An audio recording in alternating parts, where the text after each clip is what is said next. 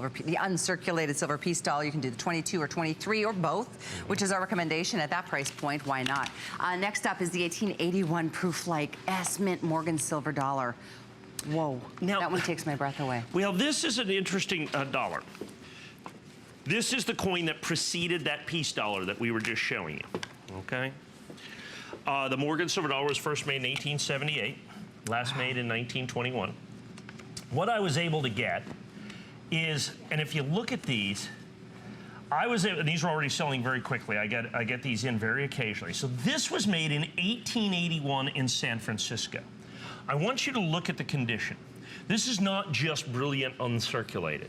This is what we call proof-like. And to get a proof-like coin, it is, look at that, it's almost a mirror finish on a coin that is literally 135 years old. So it's not just uncirculated or brilliant uncirculated or choice brilliant uncirculated, but it is proof-like. Look at that coin. You would look at this. This is the one I would love for you to use, the Mike Mezak test. And the Mike Mezak test is buy this coin. Show it to someone, show the reverse. And show someone who's not necessarily a coin collector because they'd recognize the reverse if they were. And ask them when it was made. Huh. If they get within 100 years, send it back. If they get within 100, because they're going to say 2005, 2004, 2003. No. How about 1881 in San Francisco? I was able to buy 15 rolls of these at a coin show.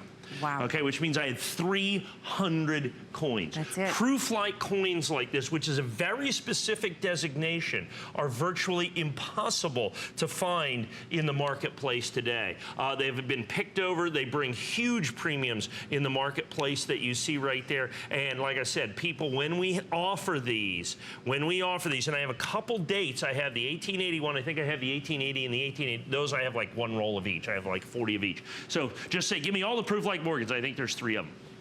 But the key is I have a decent quantity of these. These are not coins that I am able to go ahead and get again, if you will. I mean, the reverse of these coins, and I have another one right here.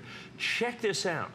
I mean, this coin, and look at the reverse of that. You have to literally be able to read print at 5 inches away to determine that it's a proof-like. That's the specific definition. So if I put a card here, you can actually read it in the coin.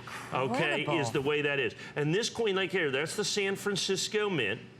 Remember, the San Francisco Mint burned down in 1906, or part of it burned down in the Great Earthquake of 1906. Actually, most of the building stayed. But this, when we have these coins, they are virtually, this is an original Morgan silver dollar. You have to understand, people go, how do you do this? How do you get this all shined up like that? That's what I was wondering. That's not how we do it. This is absolutely original. It sat literally in a bank vault for probably 135 years, or in a collector's thing, because this is the way it rolled off the mint, and somebody put it away in 1881, and we were able to get them. So it's not just, and not only were we able to get original brilliant uncirculated coins, but we were also able to get the ones, and proof-like is usually about the first 50 to 100 coins that come off a die. A die will make about 5,000 to 8,000 coins. The first 50 coins or so are proof-like.